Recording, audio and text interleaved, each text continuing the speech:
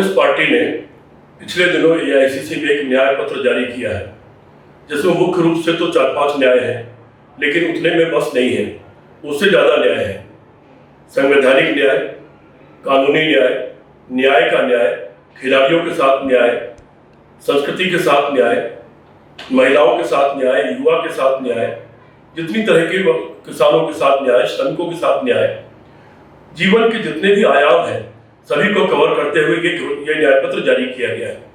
ये न्याय पत्र कांग्रेस पार्टी ने दिल्ली में बैठकर जारी नहीं किया, बल्कि राहुल गांधी ने जो 10,700 किलोमीटर यात्रा की, करीब पहले कन्याकुमारी से कश्मीर तक और फिर मणिपुर से लेकर के बम्बई तक, यानी उत्तर से दक्षिण, दक्षिण से उत्तर और पूरब से पश्चिम को जो उन्होंने पूरे देश को नापा, एक पैरों से और दूसरी बात पदयात्रा और प्लस गाड़ी की यात्रा दोनों मिला करके, इसमें जो उनको करोड़ों लोग जो देश के मिले, उन लोगों ने जो अपनी बातें बताई, जो आकांक्षाएं अपनी दिखाई, जो अपनी समस्याएं बताई, उन सबको मिला करके जनता के द्वारा बनाया गया न्याय पत्र है।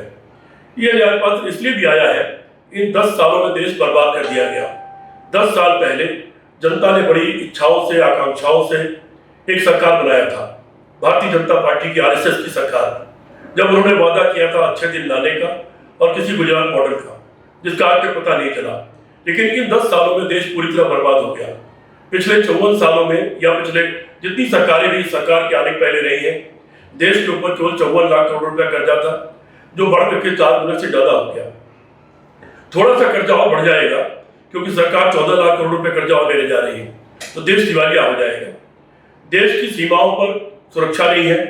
चीन ने हमारी 5,000 वर्ग किलोमीटर से ज्यादा जमीन घेर ली है। अड़ोसी पड़ोसी देशों से हमारे संबंध खराब हो गए हैं। छोटे छोटे देश हमको हाथ दिखा रहे हैं। महंगाई आसमान पर है तो रुपया पाताल में है। इस तरह जितने भी जिंदगी के क्षेत्र हैं, किसी सरकार को नापा जाता है या उसका आकलन किया जाता है कि उसने सरकार को कितना अच्छा चलाया, कितने विकास संबंधी काम कराए, कितने बांध या नहरें बनाई, बड़े बड़े अस्पताल, एम्स और आईआईएम जैसी संस्थाएं बनाई, उसने देश की सुरक्षा के लिए क्या किया, उसने पड़ोसियों के साथ संबंधों के लिए क्या किया, कितने बड़े बिजली घर बनाए, कितने करोड़ नौजवानों को रोजगार दिया, महिलाओं की सुरक्षा के लिए क्या किया, किसानों की बहादुरी के लिए क्या किया, खेती के विकास के लिए क्या किया। ये सारे मुद्दे और विदेश नीति के मामले फ्रंट पर बड़े देशों के साथ अपने संबंधों पर क्या किया, इन सारे ही मुद्दों पर यह सरकार पूरी तरह फेल साबित हुई है।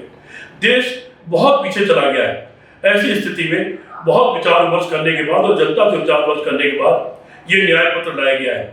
इस न्याय पत्र के बारे में मैं जो विस्तार से अलग अलग चीजें होंगी वो मेरे मीडिया डिपार्टमेंट के अलग अलग साथी अपने विचार व्यक्त करेंगे, लेकिन मैं ये कह सकता हूं, ये न्याय पत्र भारत की राजनीति का एक क्रांतिकारी पत्र है, एक क्रांतिकारी घोषणा पत्र है। ये जनता के दुख दर्द का इलाज है, जनता के दर्द में ये मलहम का काम करेगा और ये इन 10 सालों में बर्बाद हुए देश को फिर से बहुत जल्दी अपनी ऊंचाई पर ले जाने का काम करेगा। जय हिंद।